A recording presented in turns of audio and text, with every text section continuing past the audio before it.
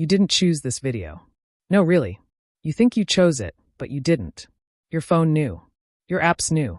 The algorithm whispered, yeah, this one. And then bam, here you are. Creepy? Absolutely. But also, kinda impressive. Let's talk about how your phone basically knows you better than your mom, your best friend, and probably you. The obvious culprit, algorithms. So first off, let's talk about algorithms. Everyone's always like, ugh, the algorithm, like it's some shadowy figure in a trench coat messing with your life. Spoiler alert, it kinda is. But it's not magic. It's just math. Super intense, creepy math that watches everything you do. You like a cat video?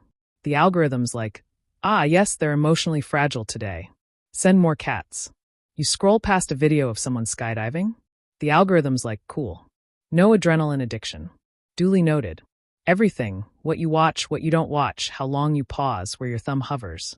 All of that is fed into a beautiful nightmare machine made of code. And it doesn't just guess what you want next, it predicts it.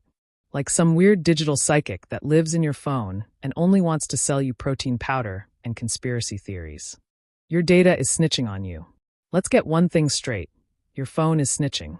It knows your location, how fast you're moving, what time you usually check TikTok, whether you're on Wi-Fi or 5G, what you searched for last week, and probably how many steps you've taken today, which is like 7, let's be real. Your apps also snitches. They share data with each other. Instagram knows what you liked on Twitter. Facebook knows what you searched on Google. Spotify knows you listened to sad music at 2 a.m. on a Thursday and is quietly worried about you. This isn't a conspiracy. You literally agreed to this in the terms and conditions you didn't read. So yeah, your phone builds a digital version of you, your shadow self, but like less cool. It doesn't have tattoos or mysterious vibes. It's just data, but it's got your vibe down. And every time you open your phone, it's like, ah yes, user number 482934 is back.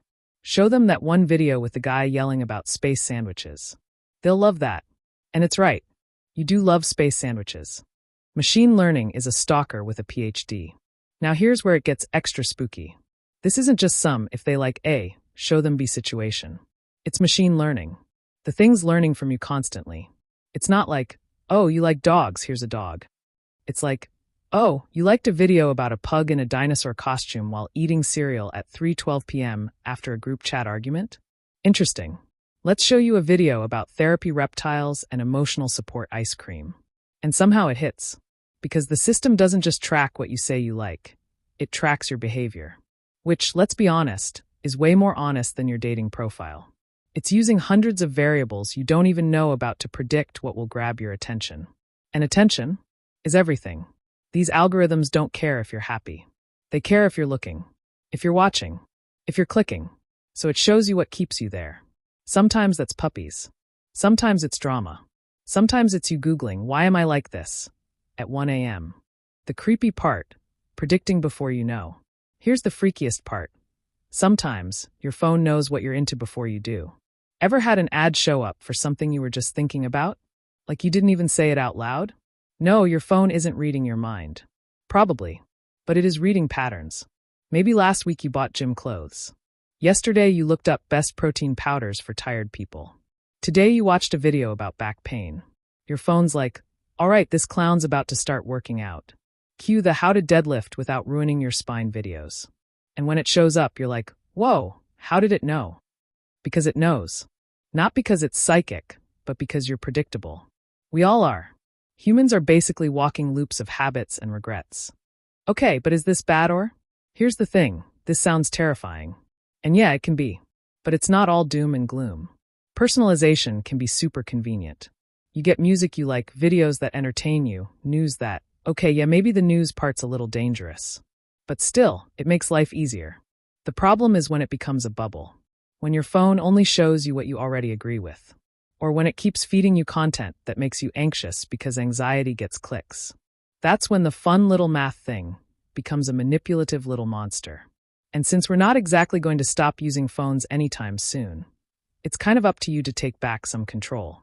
Like click on stuff outside your usual. Mute toxic content. Don't just let the algorithm decide who you are. Be unpredictable. Be spicy. Watch a video on basket weaving or duck migration. Confuse the machine. Make it sweat. Let's wrap it up.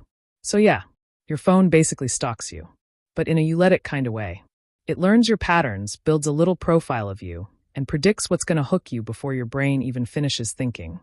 I'm bored. It's not magic. It's math. Creepy math. But still just math. And you? You clicked on this video because it knew you would. But don't worry, I'm not judging. I mean, you're kind of predictable. But so am I. And so is everyone. Except ducks. Ducks are chaos. Anyway, thanks for watching. Or rather, thanks for doing what the machine knew you'd do. See you in the next one. Unless the algorithm thinks you need therapy first. Which honestly maybe.